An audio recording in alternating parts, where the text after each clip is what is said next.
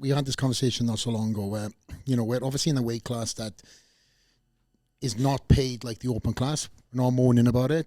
Yep. We're there for the legacy. And we do very well off stage. But we've created our wealth by investing in ourselves, investing in various different people and, things that have made us better. And to your point, I'm probably one of the last of the Mohicans that gets that crazy contract. Yeah. It's probably like maybe 3 of us, that comes from the print days. Yeah. Say Flex Lewis created a brand right now. What numbers is Chris Bumstead entertaining that has nothing to do with him? Don't forget, we got business people following this podcast too. Yeah, are you asking me what I've said no to in the past? Yes, I'm asking you what you said no to in the past. Let's just say upwards of 7 figures. Upwards. Yeah. So you suffice to say,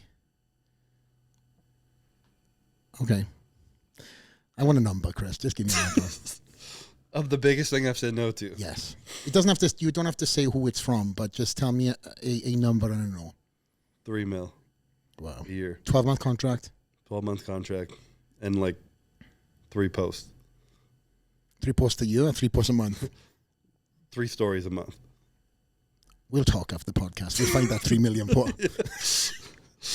It's incredible, man. I know. Isn't it wild? I'm just like, I can't believe, but holding off. You're building a bigger thing. And the thing is that, like I spoke about, the respect people have for me, that to me is priceless. Yeah. And when I start promoting shit that I wouldn't normally do, just because it's a big paycheck, that respect is gone, and you do not get that back ever. Gone. You can't rebuild that. It's gone.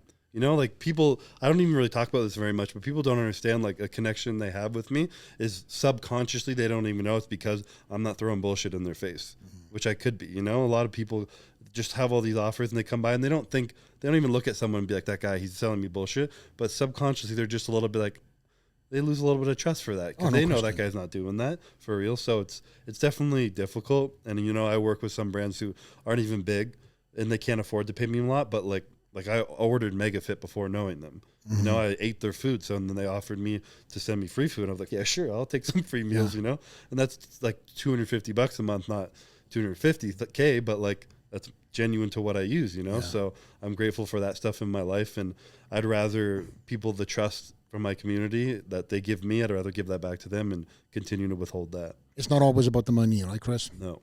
Definitely not. It's sometimes building the bigger picture and aligning yourselves with quality over quantity, and quantity being numbers next to a number. Mm-hmm. I've worked with numerous different brands over the years, and I've had some stupid offers presented to me, and I've looked at the companies and I'm like, this ain't gonna last a year. Yeah.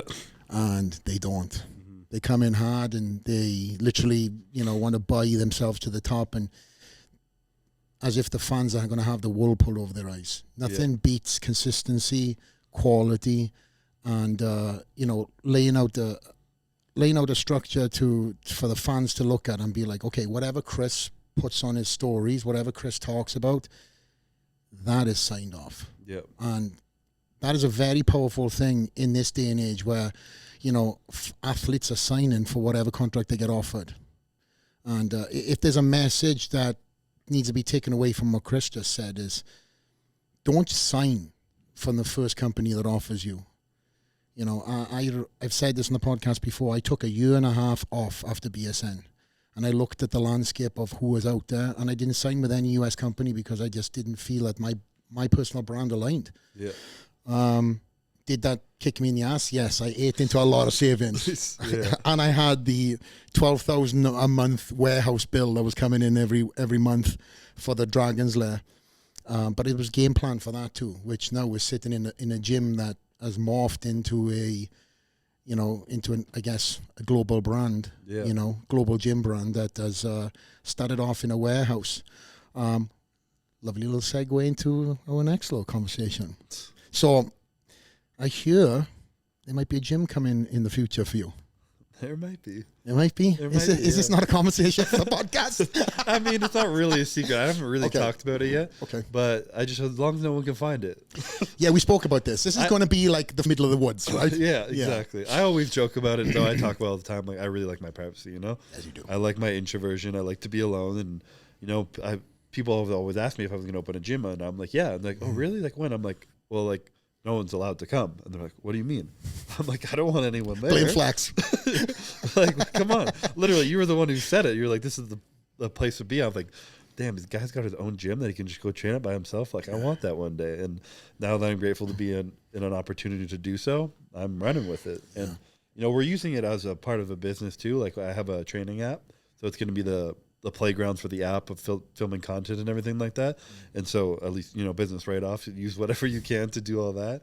So there's a purpose to it, but also a huge part of it is just to find my peace, get into prep, and continue what I love about my career, which is training and just focusing on the gym, no distractions, and just, you know, letting go of the world and going in there and just doing what you do. So I'm excited. I want to touch on that app after I ask you about the next endeavor, but the warehouse for me, you know, obviously that turned into the Dragon's Lair, was the best investment I ever put into myself at that point in time. Yeah. Was it costly? Absolutely. Yes, it was. Was I in the financial situation I'm in right now? No. But I knew that for me to get there and level up, I had to spend that money. It was an investment on myself. No excuses. If I walked into, you know, I think you know this too, I've gone into regular gyms when I was living in South Florida and I became a show and tell. Yeah. You know, I turned up one day and it was 60 people ready to meet me and shake my hands where they done this, you know, come and meet Flex tomorrow morning post. Yeah, and I had no clue. You're like coming in, someone's like, don't worry, I won't tell anyone you're coming to the gym. It'll be a complete secret. I might even close it down for you. You show up with a line out the door, a poster of your face, a camera set up, and you're like, you motherfucker. Has this happened to you too, Chris? Yes, it has. It has. Yeah, but it's nothing better than having your own gym, because then, I know it sounds obnoxious, but you're at that stage right now. You know, you got to look at yourself as the high-profile athlete. Do you think these boxers, these UFC fighters are going to, you know, regular open gyms? Yeah. You know, they're not. They're closing them down. They're in Big Bear. They're in, you know, the middle of nowhere, because that's what they have to do. The distractions that these guys have being famous, you know, they can't go anywhere. You know, every time they go to a normal place, they get bombarded. They go to these places to literally do one thing, and that's focus. A lot of the guys in our world go to Kuwait. Yeah. I didn't want to do that. I wanted to go and have my own Kuwait on my doorstep and come home and see my wife and my kid at the time when I was done with the day, you know, and that is what made me level up. That was what was able for me to, you know, get into that legacy. You know, the first couple of title defenses, I think it was the first two, I done a training in regular gyms, and it was full of distractions. And listen, I'm not saying that I'm better than a regular gym. It's just when it comes down to me and my craft, when I'm not traveling, I have to focus. Yeah. And I'm not that asshole not to say no. I love talking to people, and that's my problem too. Yeah. But when you eliminate that factor and you have nothing but complete focus in your own gym, that is a dangerous person, because there's nobody in there waiting for you.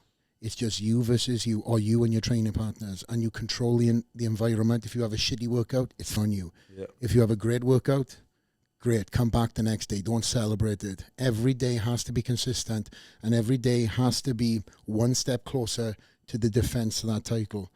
I'm excited to see this version of Chris that's coming. Thank you for watching this segment. Check out the full interview on iTunes, Spotify, or YouTube. Help us by subscribing, leave a like, comment, or a positive review. Click this to see what YouTube recommends, and this to see the full interview. See you on the next one. Out.